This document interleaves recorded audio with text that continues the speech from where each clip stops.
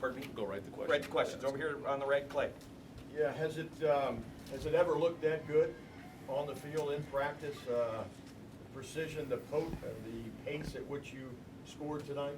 I don't know. Watch the film and see. It's never as good or as bad as you think when you watch it on film. But I'm proud of the way the guys came out here and played hard. They kind of stepped right in. And, we talked about it all week, what it was going to take to go win this game on the road.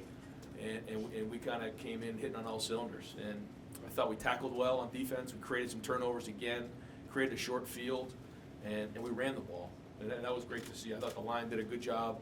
The backs ran hard, and we, Justin made some throws. We made some really big-time throws. And when you combine all that together with good special teams, proud of the way the guys played. Was there a message you sent to the country tonight in prime time, if you will? No. I mean, this is just us trying to improve every week and get better. And, this was a major challenge for us, so I'm proud of that. But we still got a long way to go. This doesn't mean anything if we don't keep it going. Front row left over here, Bill. Your defense, again, Jeff Booth with 2 picks and Jordan with the interception, just the way you smothered them.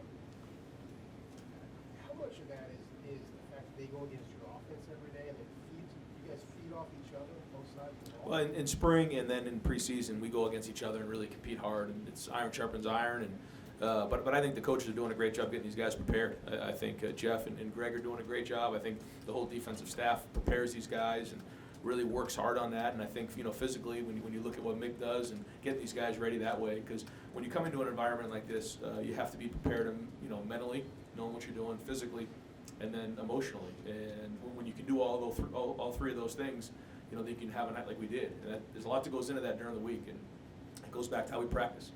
And we practice really, really hard, and we always say that it goes back to your training when you go step on the field. And if we can keep this thing going, then we have a chance. Right behind him, Bill. Ryan, this is probably the best collection of offensive skill you guys have seen to this point, and it might be the best collection you see moving forward, or at least for a couple more weeks. I'm just wondering if you had this game circled at all or in your head at all as a true benchmark for where you guys were defensively and how you think those guys did. It's something that when we looked on the schedule, we knew this was going to be hard. We kind of assumed it would be something like this environment even back in February. It was going to be hard, and Scott and those guys do a great job.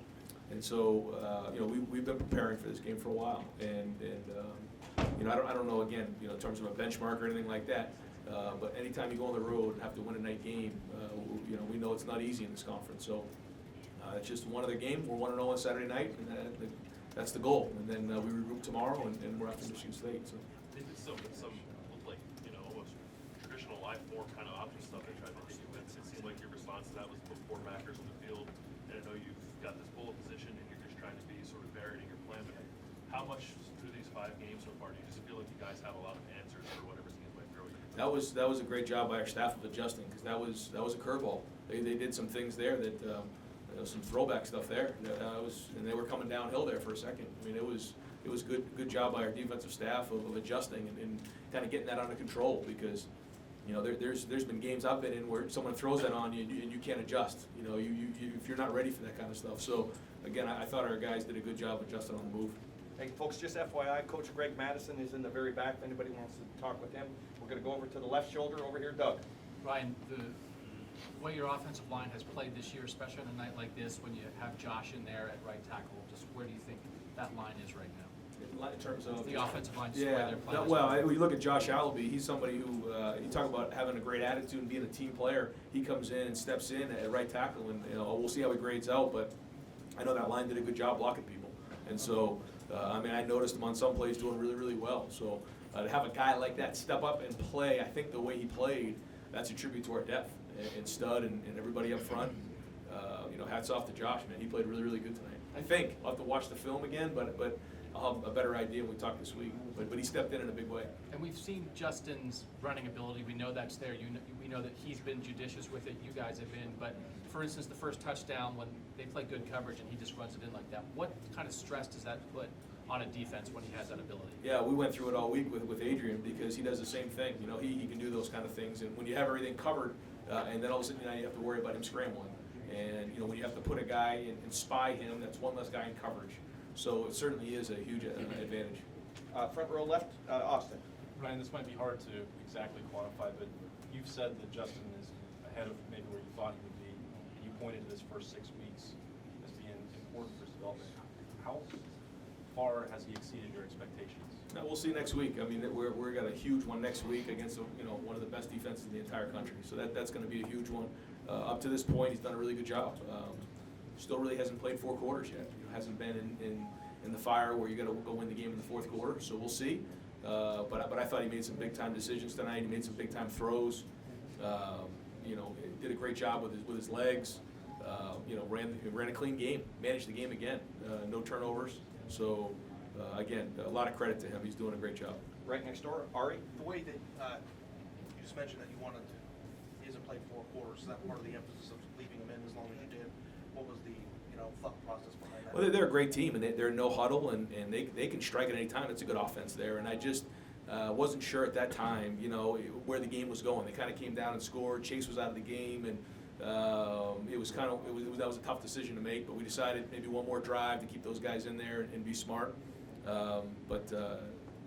You look back sometimes, you can second guess yourself, but that was the decision we made at the time. How hard is that though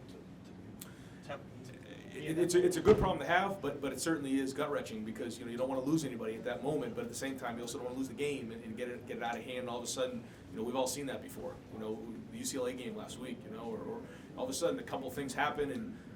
Heaven forbid we fumble that kickoff return with Jamison, and now all of a sudden you're in it, and that's what scares the heck out of you. So, those are the decisions you make. We're going to go 3 more questions with Coach right here, but just FYI, folks, Austin Mack and Malik Harrison are in the back. Over here to the right, Steve. Yeah, Coach. Last week, Adrian Martinez, 446 yards total offense in Illinois.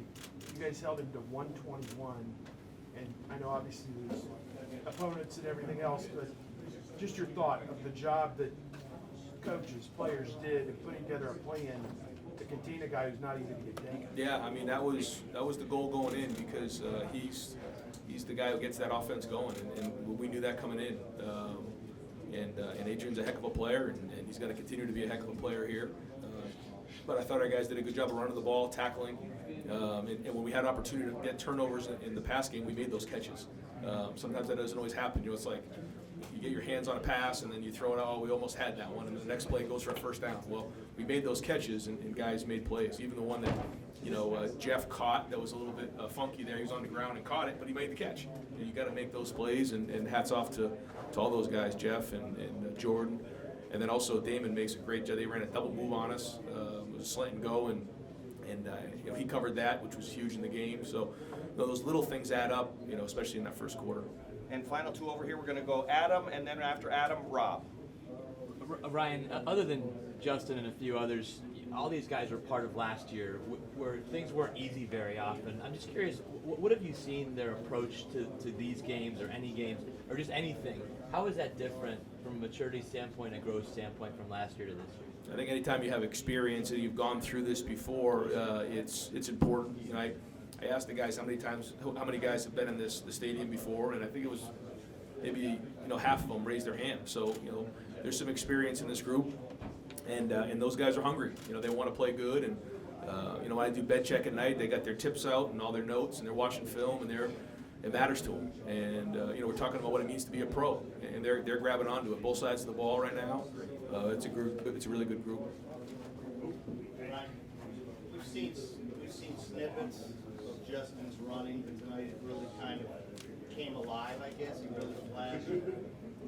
Has this been the plan to reveal it slowly, that it just happened to come forward tonight? And is that something that you guys talked about is going to have to be there to play the top tier opponents as you go on, even into potential postseason? No. I mean, like we talked about early on, it was going to be a journey, and where this goes week in and week out, it changes. Having the ability to use his feet is huge, though. I mean, that's a weapon, as we talked about, and it makes a huge difference. But he's also a really good passer, and we have a really good offensive line with multiple tight ends. So we like to do all of the above, and just try to put as much stress as we can on the defense. Great, Coach. Thank you very much. Hey, folks.